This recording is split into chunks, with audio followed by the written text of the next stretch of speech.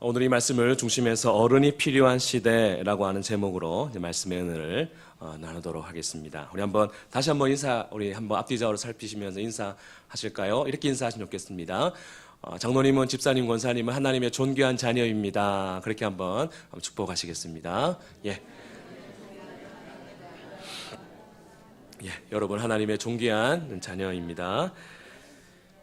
예, 오늘은 우리가 스승의 주일로 지키게 됩니다. 스승의 주일, 교사 주일이라고 할 수 있죠.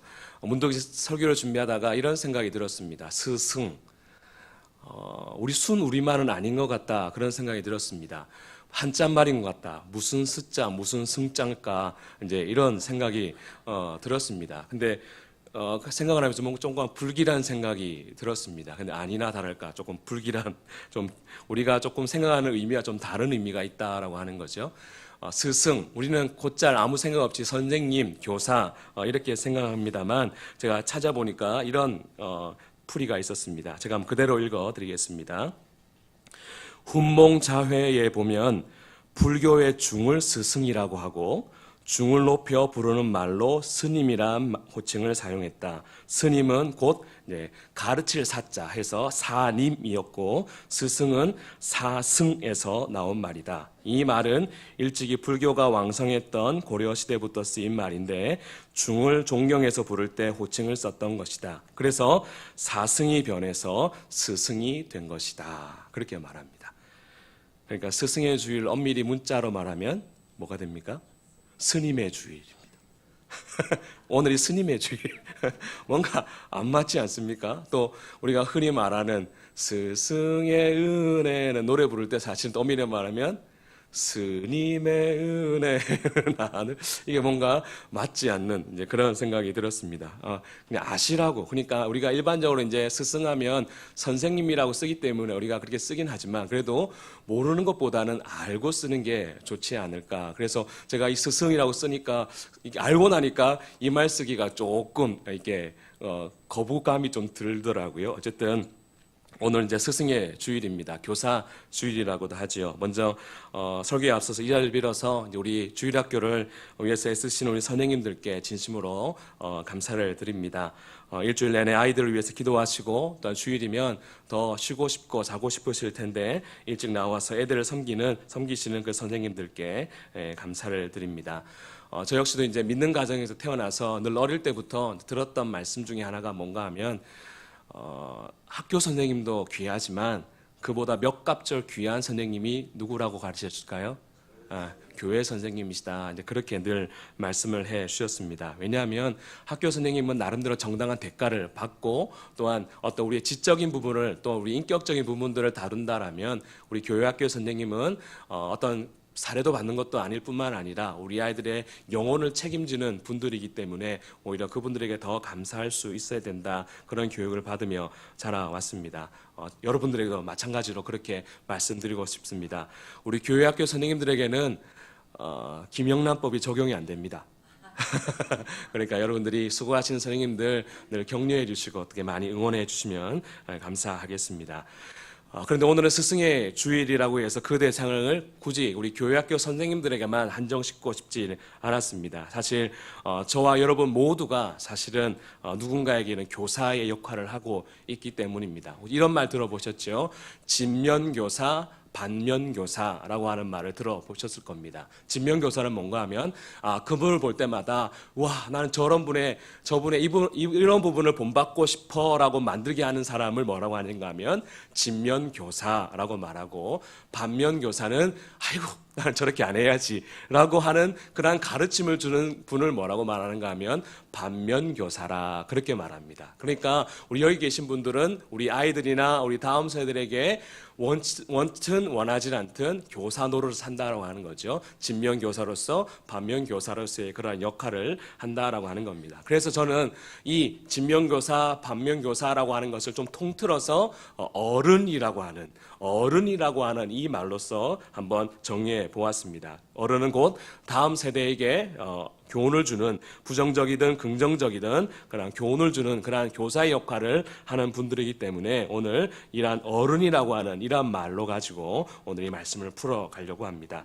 흔히 요즘 시대를 일컬어서 어른이 없는 시대다 그렇게 말합니다. 어른들은 젊은이들을 향해서 어른들을 공경하지 않는다라고 하고, 젊은이들은 우리들이 본받을 만한 어른이 없어요 라고 말하는 그러한 시대입니다. 교회는 교회대로 어른이 없다고 하고, 세상은 세상대로 어른이 없다고 하는 그러한 시대가 되어버렸습니다.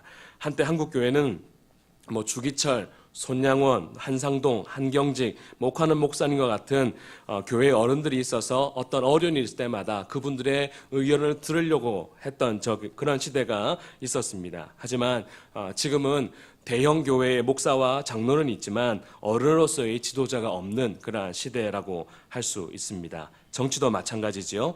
이전 같으면 나라가 어지럽고 정치가 좀 혼란스러울 때 정치계 어른이 나서서 한마디만 하면 질서가 잡혔던 적이 있었습니다. 물론 그것이 다 옳다라고 말할 수는 없습니다. 그러나 어쨌든 그러한 시대의 어른이 있어서 그런 분들이 말을 하면 그러한 말을 따르던 그러한 시대가 있었다라고 하는 겁니다. 하지만 지금은 그러한 어른을 찾아보기 힘든 세상이 되었습니다. 가정도 마찬가지지요. 어른으로서의 아버지, 어머니의 모습은 사라진 지가 오래된 것 같습니다. 물론 자녀를 친구처럼 대하는 친구와 같은 그러나 친근한 부모님은 있지만, 그러나 어른으로서의 그러한 부모의 모습은 찾아보기가 어렵다라고 하는 거죠. 오히려 아이들이 부모 위에 올라앉아서 어른들이 받아야 할 대접을 받고 있는 그러한 세상이 되어버렸습니다.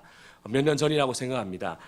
유엔 산하의 아동기후인 유니세프에서 아시아 나라, 동양권의 나라 17개 나라, 우리나라를 비롯해서 중국, 홍콩, 베트남, 필리핀, 캄보디아 같은 그런 나라의 9살부터 17살까지의 청소년들 10,000명을 대상으로 어른을 얼만큼 존경하는가라고 하는 그런 존경도에 대한 그런 조사를 했습니다. 우리나라가 몇 등 했을까요? 이런 건 늘 꼴찌를 하더라고요. 그러니까 여기서도 우리나라의 청소년들이 어른들을 존경하는 존경도가 최하위, 그러니까 약 13%, 100명 중에 13명만 어른들을 존경합니다. 그렇게 말했다라고 하는 겁니다. 우리 위에 16번째 등수를 했던 나라가 홍콩인데, 홍콩은 39%, 제일 높았던 나라가 베트남 92%가 어른을 존경한다라고 그렇게 답을 했습니다. 물론 이것을 가지고 정확하게 우리 청소년들의 현실을 말한다라고 말할 수는 없을 겁니다. 하지만 분명한 것은 우리 자라나는 우리 다음 세대들이 어른들을 존경하지 않는 것은 분명하다라고 하는 것이고, 더 정확하게 말해서 본받을 만한 어른이 없는 세상을 우리가 보내고 있다라고 하는 거죠. 이것은 어른들을 존경하지 않는 청소년들이나 청년들의 문제라고만 우리가 치부해 알 수는 없다라고 하는 거죠. 어른이 된 저와 여러분이 어른으로서의 역할을 어쩌면 제대로 감당하지 못했기에 바로 이러한 결과가 나왔다, 우리가 반성해 볼 필요가 있는 것입니다. 저 역시도 이제 40대 중반을 보내고 있는 아직은 어설픈 어른이지만 어쨌든 제 자신이 우리의 다음 세대들에게 존경받을 만한 어른으로서 자리매김하고 있는지 다시 한번 반성해 보게 됩니다. 오늘 우리가 읽은 이 본문 말씀은 우리가 잘 알듯이 세례 요한의 죽음에 관한 부분입니다. 오늘 본문에서 세례 요한은 이미 분봉왕 헤롯에게 목이 잘리는 참수를 당한 상태입니다. 오늘 본문에서 등장하는 이 헤롯은 정확한 이름이 무엇인가 하면 헤롯 안티파스라고 하는 이름을 가진 사람입니다. 오늘 본문을 보면 예수님의 이름이 이제 사람들 온 유다 가운데 퍼지기 시작하니까 예수님을 잘 알지 못했던 헤롯이 그 소문을 듣고 이렇게 착각을 합니다. 이 예수가 혹여나 내가 예전에 죽였던 세례 요한이 다시 살아난 것 아닌가라고 착각을 하면서 굉장히 두려워하게 됩니다. 그 두려운 이유가 무엇인가 보니까 헤롯 왕이 지난날에 세례 요한을 억울하게 죽인 일이 있었기 때문이다라고 하는 겁니다. 20절 말씀에 보면 사실 헤롯 왕에게 있어서 세례 요한은 눈의 가시와 같은 그러한 존재였습니다. 20절 이렇게 말하죠. 헤롯이 요한을 의롭고 거룩한 사람으로 알고 두려워하여 보호하며 또 그의 말을 들을 때에 크게 번민하면서도 달갑게 들음이러라. 그렇게 말합니다. 그러니까 눈의 가시, 늘 쓴소리를 하는 사람이기 때문에 눈의 가시와 같이 좀 없어졌으면 좋겠다 그렇게 생각했던 사람이 세례 요한이었지만 그를 불구하고 그의 말을 들을 때 자기에게 맞는 말이다. 그래 참 맞는 말이다 라고 하면서 그렇게 자기의 양심을 자극했던, 우리 식으로 말하자면 시대의 어른과 같았던 사람이 바로 이 세례 요한이었다라고 하는 거죠. 그래서 오늘 이 시대의 어른으로서의 세례 요한은 오늘 오후 예배 때 잠시 또 살펴보려고 합니다. 아무튼 그런 이 세례 요한의 말을 들을 때마다 마음속으로 크게 번민하면서도 그를 무시할 수가 없었다고 하는 겁니다. 특별히 18절 말씀에 보면 헤롯이 세례 요한으로부터 지적을 당한 것이 있었습니다. 무엇인가 하면 당신의 결혼은 합당하지 않다. 당신의 결혼은 불륜으로 맺어진 결혼이다. 잘못된 결혼이다. 라고 하는 그러한 지적을 받았던 적이 있습니다. 사실 오늘 본문에 등장하는 이 부인, 헤롯의 부인 헤로디아라고 하는데요. 헤로디아는 이 헤롯 안티파스의 동생 헤롯 빌립의 아내입니다. 동생의 아내니까 이 헤롯 안티파스에게는 뭐가 되죠? 제수씨입니다. 제수씨랑 바람이 나서 결혼을 한 사람이 바로 이 헤롯 안티파스입니다. 그리고 이 다시금 불륜이 나서 결혼하기 전에 헤롯 빌립과 결혼해서 그 사이에 낳은 아이가 바로 오늘 본문에서 춤을 추는 살로메라고 하는 이 딸 아이를 이제 낳게 되는 거죠. 그런데 이러한 불륜 관계 때문에 이 세례 요한이 그것을 가만히 보고 있지 않고 왕이었지만 왕을 향하여서 그 결혼은 잘못된 것이다 라고 지적을 했던 것입니다. 그런데 이 소리를 듣고 누가 좋아하겠습니까? 특별히 이 여왕이 되기 위해서 그렇게 불륜을 저질렀고 자기의 제부죠, 그렇죠? 제부와 결혼한 이 헤로디아는 이 세례 요한이 너무나도 꼴보기 싫었던 겁니다. 그래서 어떻게 하면 이 세례 요한을 없앨 수 있을까라고 생각하면서 그 시기를 호시탐탐 노리고 있었던 겁니다. 그런데 마침 그 좋은 날이 찾아왔죠. 21절에도 이렇게 말합니다. 마침 기회가 좋은 날이 왔으니라고 말하면서 이 헤로디아 이 세례 요한을 제거할 수 있는 그러한 기회를 노리고 있던 가운데 그 날을 맞이하게 됩니다. 그 날이 어떤 날인가 보니까 헤롯 왕이 생일이 되어져서 수많은 대신들과 손님들을 모셔놓고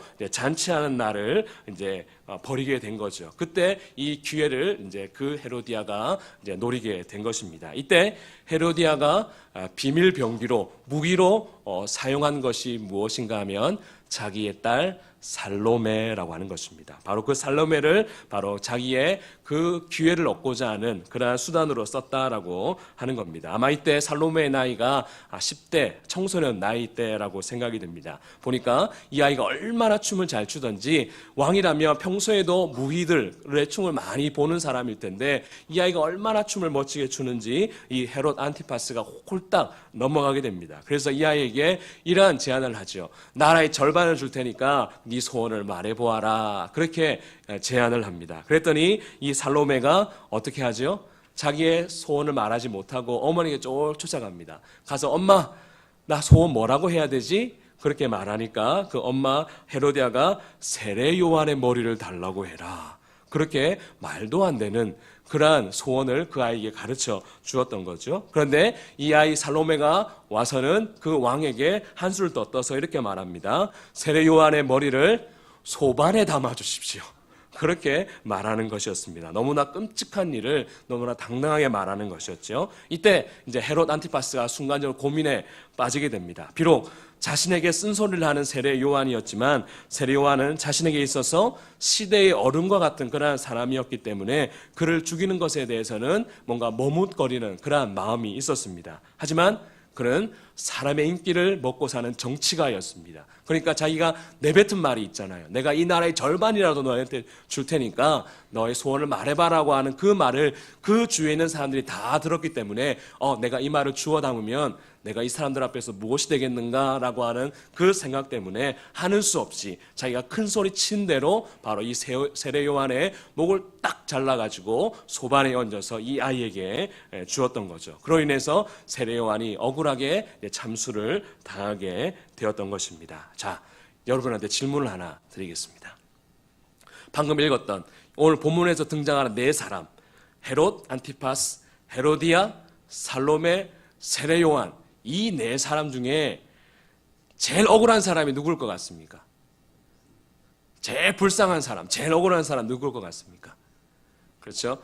겉으로 봤을 때는 세례 요한이 제일 불쌍한 사람입니다. 30대 초반의 나이에 그것도 목이 잘려서 죽었기 때문에 그의 죽음을 가장 억울하다고 생각할 수 있을 겁니다. 그러나 성경은 그의 죽음에 대해서 비참하다, 억울하다 말하지 않습니다. 오히려 주님을 위해서 살다 간 사람이었기 때문에 그에 대해서, 죽음에 대해서 예수님은 이렇게 말씀하셨죠. 여인이 난 자 중에 가장 큰 자가 바로 세례 요한이었다라고 말할 만큼 그의 인생은 결과적으로는 우리가 봤을 때는 참수를 당했기 때문에 참 억울하겠다 생각 들 수 있지만 하나님 나라의 입장에서는 자기의 사명을 다하다 살다 온 충실한 사람이었다라고 하는 것을 말하고 있다라고 하는 겁니다. 그런데 오늘 본문에 보면 제 개인적으로 이 네 사람 중에 제일 불행한 사람, 제일 억울했던 사람은 누굴까라고 생각했을 때 오늘 본문에 등장하는 아이 살로메라고 하는 겁니다. 오늘 본문에 등장하는 이 살로메라고 하는 아이는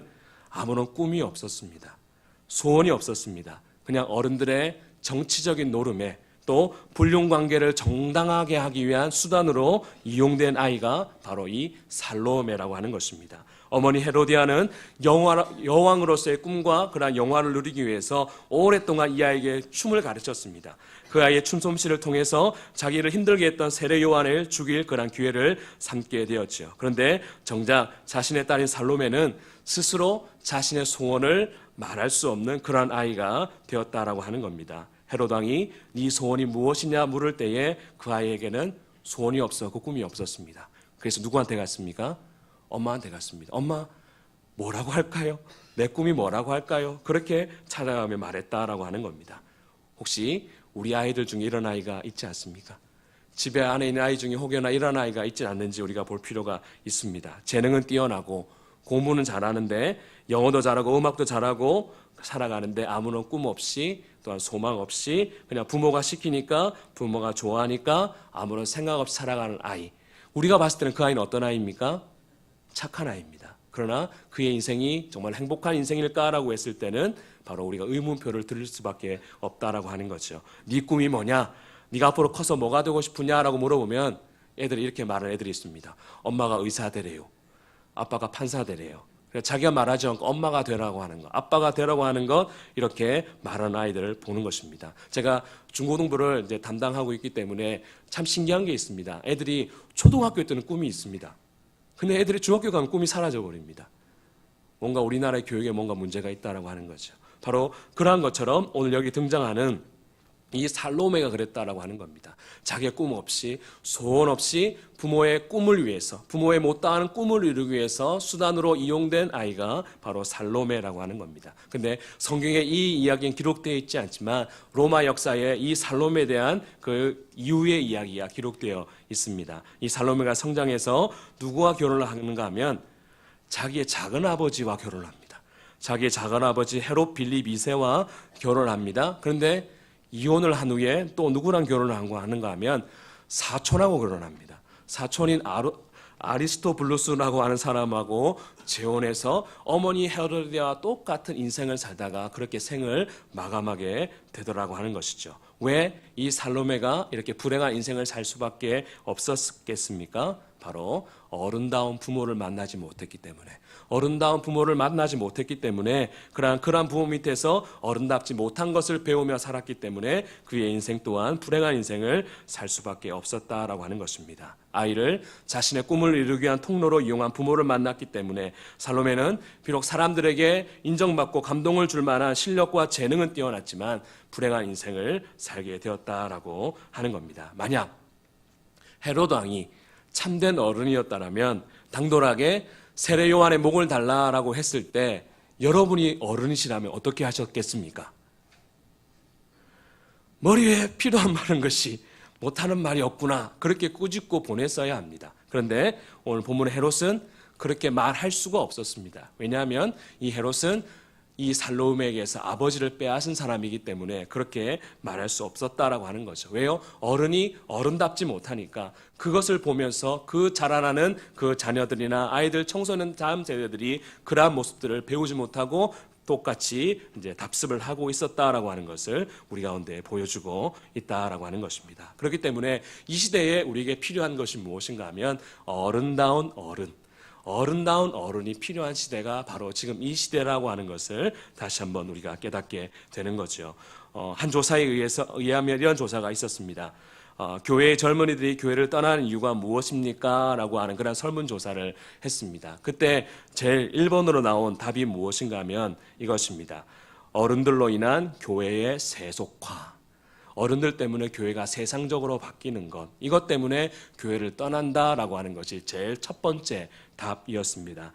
교회 건물이 안 좋은 것도 참을 수 있고 교회 프로그램이 안 좋은 것도, 일을 많이 시키는 것도 참을 수 있는데 어른들의 어른답지 못한 그 행동으로 인해서 교회가 세상적으로 바뀌는 것이 싫다. 그래서 교회를 떠난다라고 그러한 하는 답이었습니다. 근데 이 말을 좀 뒤집어보면 이렇게 생각할 수 있습니다. 교회의 어른이 어른다워지면 어떻게 될 수 있습니까? 교회가 다음 세대가 일어날 수 있다라고 하는 이 사실을 우리 가운데 보여주고 있는 것이죠. 아무쪼록 저를 비롯해서 이 자리에 계신 어른들이 어른다워질 수 있기를 바랍니다. 어른다워지면 우리 원래교회는 더 장래성이 있는 그러한 교회가 될 줄로 믿습니다. 그렇다면 어른다움이 뭘까? 우리는 어른다움하면 나이, 어떤 직분을 가지고 그걸 가지고 어른다움이라 말하지만 그것은 사실은 성경에 말하는 성경적인 어른다움이라 말할 수 없습니다. 어쩌면 엄밀하게 말하면 좀 유교적인 어른다움이죠. 물론 우리가 나이 많으신 분들을 공경하고 그분들을 존중할 수 있어야 합니다. 그러나 내가 나이가 많다고 해서 또한 내가 어떤 직분을 가지고 있다고 해서 그것을 가지고 내가 어른다움을 나타내면 그것이 사람들에게 특별히 우리 젊은이들에게 어른다움으로 받아들여지느냐라고 했을 때는 아닐 수 있다라고 하는 거죠. 그렇기 때문에 우리는 성경적인 어른다움, 성경적인 주님이 말씀하시는 그 어른다움을 회복하는 것이 필요하다라고 하는 것입니다. 그것을 우리가 오늘 세례 요한을 통해서 특별히 세례 요한의 부모를 통해서 우리가 조금 살펴보려고 합니다. 우리가 잘 알듯이 세례 요한은 예수님의 친척이죠. 예수님 친척으로서 예수님보다 6개월 먼저 태어난 사람이 바로 이 세례 요한입니다. 예수님께서 이제 33살, 대략 33살에 돌아가셨다라고 우리가 그렇게 말할 때 세례 요한 역시도 예수님보다 먼저 참수되었기 때문에 30대 초반에 세상을 떠난 그러한 사람입니다. 그런데 그가 아까 말한 것처럼 헤롯 왕조차도 무시하지 못할 만큼 그러한 시대의 어른이 될 수 있었던 여러 가지 이유가 있는데 그 이유 중에서 가장 결정적인 이유가 무엇인가 하면 그는 어른다운 부모를 만났기 때문에 그렇다라고 하는 것이죠. 바로 누가복음 1장을 보면 세례 요한의 부모가 나타납니다. 제사장 사가랴와 어머니 엘리사벳. 사가랴와 엘리사벳이 바로 이 세례 요한의 부모입니다. 누가복음 1장 6절을 보면 이 부모를 이렇게 평가하죠. 이 두 사람이 하나님 앞에 의인이니 주의 모든 계명과 규례대로 흠이 없이 행하더라. 그러니까 하나님의 말씀대로 살려고 하나님을 경외하며 하나님 말씀대로 살려고 했던 경건한 부모가 바로 이 두 부부였다라고 하는 겁니다. 그런데 어느 가정이든지 문제가 없는 가정이 없듯이 이 가정에도 문제가 있었습니다. 아이가 생기지 않는 겁니다. 1년, 2년, 아니 이제 나이가 많이 들어서 이제 더 이상 잉태할 수 없을 그런 정도로 나이가 들 만큼 때까지 바로 아이가 없었습니다. 그러던 중에 이 제사장 사가랴, 아버지 사가랴가 이제 순서가 되어져서 성전에서 하나님을 분향할 때 천사 가브리엘이 나타나죠. 그때 이가 천사 가브리엘이 이렇게 말합니다. 네가 아들을 낳을 것이고 그 아이의 이름을 요한이라고 정하라. 그 아이가 주님 앞에 와서 주를 위하여 준비하는 자가 될 것이다 라고 하는 그러한 소식을 딱 전해 듣게 됩니다. 세례 요한의 아버지 사가랴가 믿었겠습니까? 안 믿었겠습니까? 안 믿어지지요. 안 믿어지니까 하나님께서 그에게 하나의 징계를 내리십니다. 아이를 낳기 전까지 말 못하는 장애를 가지게 되죠. 그래서 벙어리가 된 채로 집에 돌아옵니다. 그리고 얼마 지나지 않아서 천사가 말한 대로 아내 엘리사벳이 잉태하게 되고 또 아들을 출산하게 됩니다. 근데 아들을 낳게 되자 너무나 기쁜 그러나 주위의 사람들, 친척들이 모여서 크게 기뻐합니다. 이때 주위의 사람들이 이 아이 너무 귀한 아이니까 이 아이의 이름을 이렇게 짓자. 뭐라고 지었겠습니까? 사가랴라고 짓자. 아버지의 이름과 똑같이 사가랴라고 짓자. 그렇게 말합니다. 이스라엘 문화에서는 조상들 중에 훌륭했던 사람들의 이름을 본따서 이름을 짓는 것이 하나의 관습이었습니다. 그러니까 그만큼 아버지 사가랴가 하나님께서도 경건한 사람이었지만 주위의 사람들에게도 인정받는 사람이었기 때문에 무엇했다고 하는 거죠? 사람들이 이 아이의 이름을 사가랴라고 짓자. 그렇게 제안을 했던 겁니다. 그랬더니 이 어머니 이 엘리사벳이 듣고 아닙니다. 이 아이의 이름은 요한이라고 지어야 됩니다. 그렇게 말하니까 그 주위에 있는 사람들이 아니다. 우리 집안에는, 우리 가문에는 그렇게 요한이라고 이름을 지은 적이 없다 하면서 펄쩍 뛰는 겁니다. 그때 마침 옆에 있었던 아버지 사가랴가 서판, 칠판을 가져오라고 하죠. 서판을 가져오라고 해서 거기다가 글을 적습니다. 뭐라고 적겠습니까? 요한이라고 하는 이름을 딱 적고 나니까 그 말하던 장애가 이제 풀어지게 됩니다. 그러니까 부모는 끝까지 뭐로 키우겠다고 하는 거죠?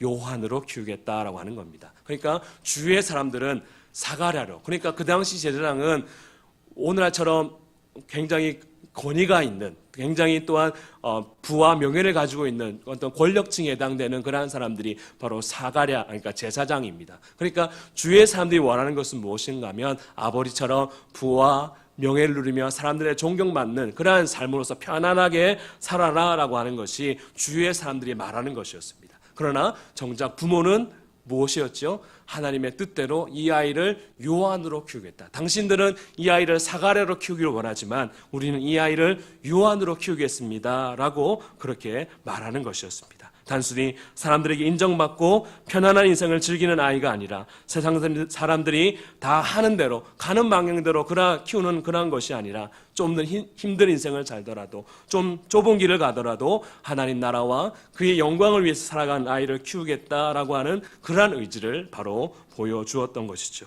왜 부모의 마음에 이 자녀가 출세하고 편안한 길을 살고 싶은 마음 왜 없었겠습니까? 그것도 늦은 나이에 어렵게 얻은 아들이 좀 쉽게, 좀 편안하게 살고 싶은 마음이 왜 없었겠습니까? 하지만 사가랴와 엘리사벳 이 두 부부는 하나님의 뜻에 순종하였다고 하는 거죠. 부모 자신의 뜻보다 하나님의 뜻, 하나님의 말씀, 하나님의 사명이 더 중요하다는 생각을 했고 그렇게 삶을 살아왔고 또한 그렇게 아이를 양육하였기에 결국에 이 세례 요한이 그 시대에서 왕조차도 무시하지 못할 만큼 시대의 어른으로서 자리매김할 수 있었다라고 하는 것입니다. 오늘 본문은 우리에게 참 대조적인 두 가정을 우리 가운데 보여준다 할 수 있습니다. 자기의 꿈을 이루지 못해서 자식에까지 이용한 부모의 한 가정을 볼 수 있고 또한 반대로 하나님의 뜻을 위해서 자식에 대한 욕심을 내려놓고 하나님께 맡겨드린 그러한 부모, 그러한 가정을 우리 가운데 보여주고 있다라고 하는 겁니다. 결국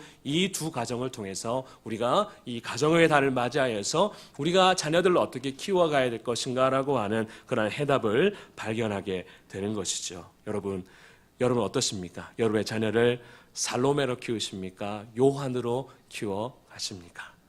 바로 그것을 우리에게 질문으로 던지고 있다라고 하는 것입니다. 말씀을 맺으려고 합니다. 오늘 본문에서 우리가 중요하게 보는 것은 신앙적으로, 인격적으로 성숙한 그런 부모 밑에서 요한이 자랐기 때문에 시대의 어른으로서 성장할 수 있었다라고 하는 것입니다. 반대로 어른답지 못한 부모 밑에서 자란 그 살로메는 왕궁의 호화로운 그런 생활을 누렸을지 몰라도 그녀의 인생은 불행한 인생으로 마감되게 되었다라고 하는 것입니다. 그런 면에서 부모된 저와 여러분이 오늘 본문에 나타나는 사가랴와 엘리사벳처럼 하나님을 경외하는 사람이 될 수 있기를 바랍니다. 때로는 내 뜻보다 하나님의 뜻이 있을 때에 하나님의 뜻을 앞세우고 결단할 수 있는 사람이 될 수 있기를 바랍니다. 자녀들은 우리 뒤에서 우리의 뒷모습을 다 보고 있습니다. 우리 부모가 자기의 욕심을 채우기 위해서 우리를 양육하는지 아니면 정말 하나님의 뜻대로 하나님께 맡기면서 우리를 양육해 나아가는지를 우리 자녀들은 다 보고 있고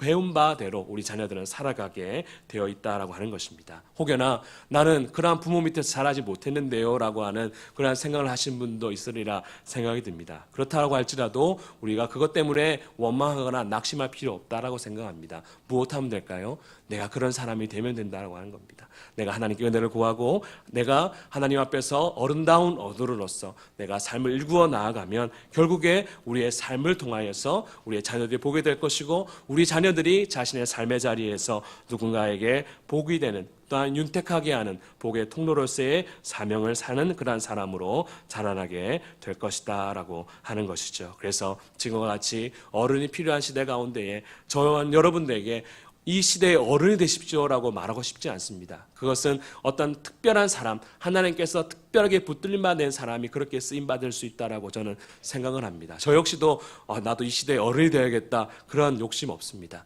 무엇이겠습니까? 내가 속한 가정, 내가 속한 교회, 내가 속한 지역에서만큼이라도 우리가 존경받을 만한 어른으로서의 그러한 모습을 살아가는 것이 결국에 그 사람, 내 후대들에게 어른다움을 보여줄 수 있고 그들이 이 땅 가운데 존경받는 사람으로서 세워줄 수 있는 귀한 역할이라고 하는 것이죠. 그런 면에서 저 여러분들이 오늘 말씀을 통해서 어른다운 어른으로서 또한 무엇보다도 다른 부분이 아니라 신앙적인 부분에서 하나님 뜻이라면 내 뜻을 내려놓고 주의 뜻을 쫓아갈 줄 아는 그러한 어른으로서의 사람명을 살아가실 수 있는 저와 여러분이 다 될 수 있기를 주님의 이름으로 축복합니다. 아멘. 한번 이 시간 우리 말씀을 놓고 통성으로 기도했으면 좋겠습니다. 주님, 어른이 없는 시대라고 말하는 이 시대를 살아가는데 우리가 이럴 때 우리가 속한 가정과 교회와 지역에서 정말로 존경받는 어른됨을 회복하는 저희들 되게 하여 주옵소서. 그래서 우리 원래 교회 안에는 그분 앞에만 가면 저절로 머리가 숙여지는 그러한